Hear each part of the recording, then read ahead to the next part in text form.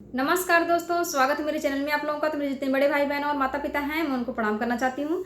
और मैं आप लोगों को एक बहुत ही प्यारा मंडप गारी गीत सुना रही हूँ। मेरा गाना अच्छा लगे तो वीडियो को लाइक शेयर सब्सक्राइब जरूर करें और प्लीज़ मेरे चैनल को ज़्यादा से ज़्यादा सपोर्ट करें। बहुत ही प्यारा गीत है, आप लोग गीत को पूरा जरूर सुनना। धन्यवाद। अरे आई गयल कुनरू बिकाय, ई कुनरू बड़ा मजेदार। अरे आई गयल कुनरू बिकाय, ई कुनरू बड़ा मजेदार।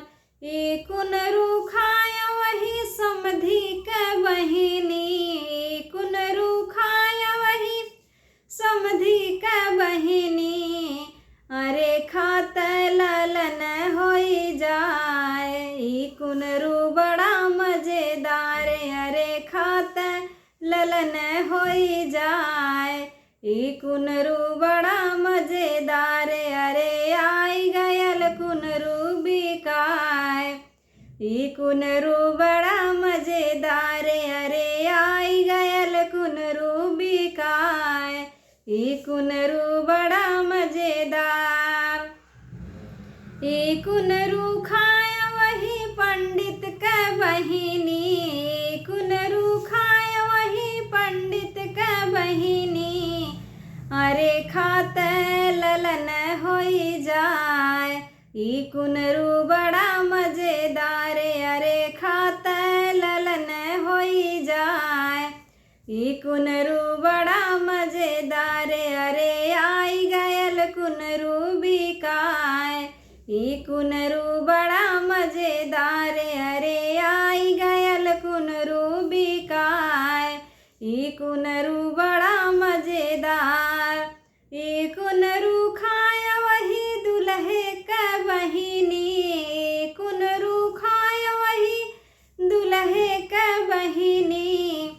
अरे खात ललन होई जाए, ई कुनरू बड़ा मजेदार। अरे खात ललन होई जाए, ई कुनरू बड़ा मजेदार। अरे आई गयल कुनरू बिकाय, ई कुनरू बड़ा मजेदार। अरे आई गयल कुनरू बिकाय, ई कुनरू बड़ा मजेदार। ई कुनरू खाय वही बारतिहन के बहिनी, ई कुनरू खाय वही बारतिहन के बहिनी। अरे खात ललन होई जाए, ई कुनरू बड़ा मजेदार। अरे खात ललन होई जाए, ई कुनरू बड़ा मजेदार। अरे आई गयल कुनरू बिकाय, ई कुनरू बड़ा मजेदार। अरे आई गयल कुनरू बिकाय, ई कुनरू बड़ा मजेदार।